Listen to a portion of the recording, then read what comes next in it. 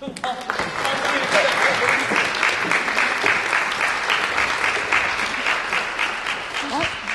or who is a student body? Who are students with disabilities? And what should we do for them or about them? When I originally started this research, I expected it to be relatively straightforward. I anticipated focusing on infrastructure, ramps, and elevators. These expectations had a lot to do with how I was thinking about disability at the time, which is pretty much as an individual problem to be solved. And that goes both for my own disability as well as for disabilities in general. This way of thinking is known as a functional limitations model. This is a historically prominent model or theory which poses disability as individual, as objective or diagnosable, and as physical or biological in nature. And that goes for both physical and non-physical disabilities, because even non-physical ones, such as cognitive or emotional disabilities, would be seen as having a biological origin.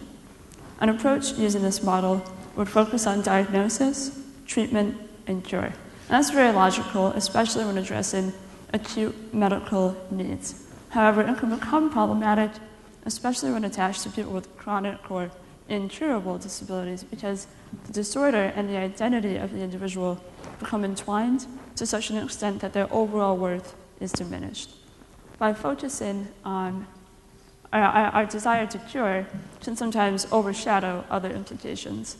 By focusing exclusively on improving a person's quality of life or helping them lead a more normal life, we can begin to imply that the quality of one's life is somehow related to or even dependent on the normality of one's life.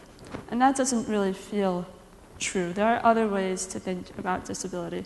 And the first of which that I would like to talk about is that of disability as myth. Now, this way of thinking uses the social model of disability, which is in many ways a response or a reaction to functional limitations. Where functional limitations is individual and biological, the social model is focused on the more macro level physical and social environment that this individual is in. In other words, it poses disability as a social construction. Now, to say that something is a social construction is to refer to the meanings that we as a culture attach to different things. So is that to say that disability isn't real? Not exactly. The variation is real, and in some cases obvious. However, disability, deformity, and defect is determined or diagnosed through a process of collective cultural decision-making. For instance, I have a muscle disorder, which is considered to be a disability. I also wear glasses, and I'm allergic to pineapple. And these things are not considered to be disabilities. The category itself is in many ways subjective, relative, and even arbitrary. It's through a very similar process that we as a culture define race. Physical variation exists on a vast continuum, and yet the lines that we draw between one category and the next, or between self and other, are cultural and political. And by political, I mean related to power. So in other words, disability as both a category and an experience has less to do with any personal medical condition and more to do with how we respond to people who we perceive as being different. That makes it not primarily an issue of medicine, but of social justice, of equity, access, and inclusion. Now, it was about at this point in my research that I realized I wasn't really sure anymore what disability was or what exactly people meant when they used that word. In the social sciences, this process of breaking the concept down is known as deconstruction.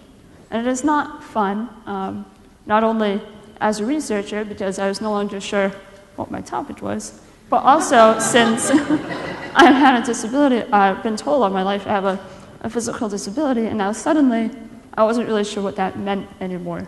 It was disorienting. But luckily, as a researcher, you just ask the questions, you don't have to answer them. So I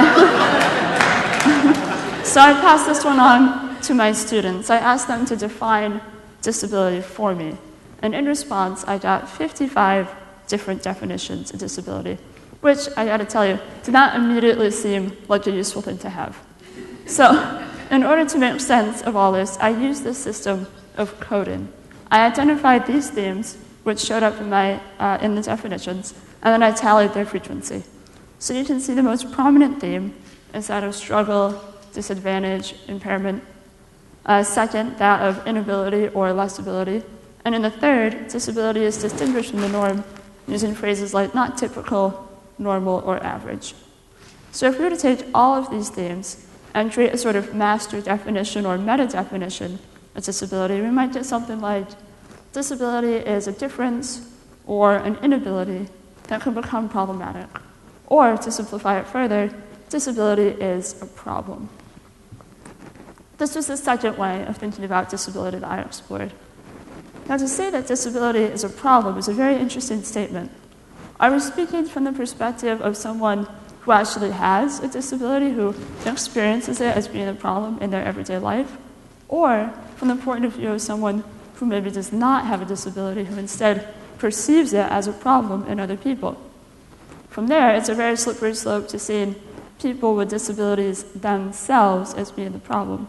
So there's a key distinction to be made here, that between disability as a sort of self-identified problem through lived experience, and that of disability as an ascribed problem, as a social reaction to difference.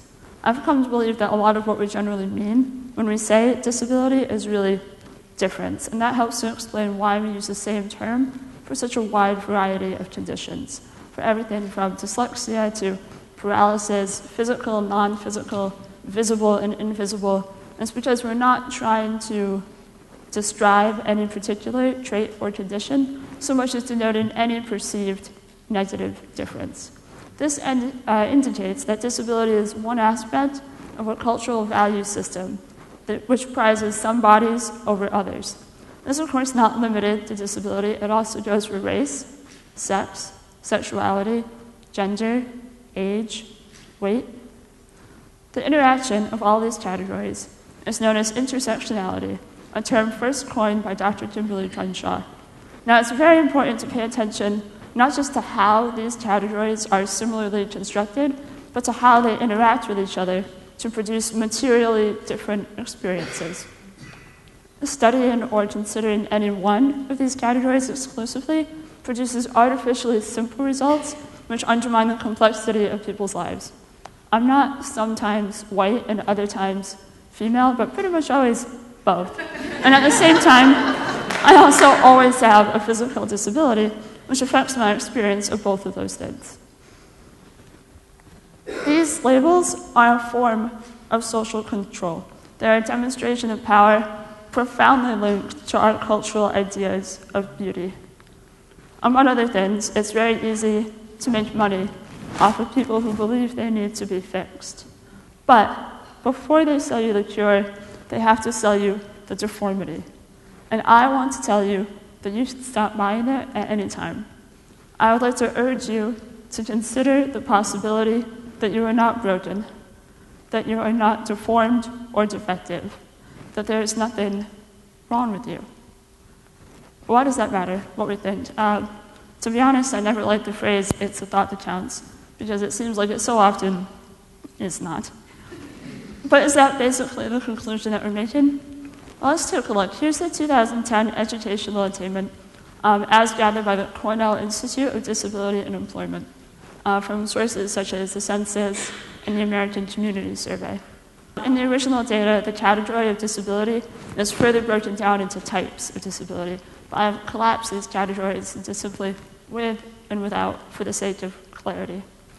Now, when looking at these figures, it's important to remember that they represent finish lines and not milestones in academic achievement. So this is saying that 23% of people with disabilities stop at less than high school education compared to 10% of people without a disability. And the disparity is greatest at the level of those holding a BA degree or higher. Compare this to the employment rates from the same year. This was the only data from this source which was further disaggregated by race and sex. And it's so good that it is because of how it demonstrates intersectionality. So for instance, this shows that white women with disabilities are employed at lower rates than white men with disabilities, but at rates higher than women of almost any other race with disabilities. To also bear in mind that these figures represent any participation in the workforce, not what type of job the individual is doing. So especially when considering the disparities in education, it seems likely that those implications go further. So how do we explain these disparities? Somebody using a functional limitations model might say there's really no need to explain them, that they're more or less self-evident. Of course, some people are not going to go as far academically and be underemployed later on. It's because they have disabilities. But if this is how you're thinking, you're never going to look for anything else. Now, I'm not making this up. Okay, watch this. This is a quote. From the debate for the Alaska State House of Representatives seat just over a year ago, in which a candidate discussing the special education budget said, "We are spending millions and millions of dollars educating children that have a hard time making their wheelchair move." She says there are certain individuals that are just not going to benefit from an education.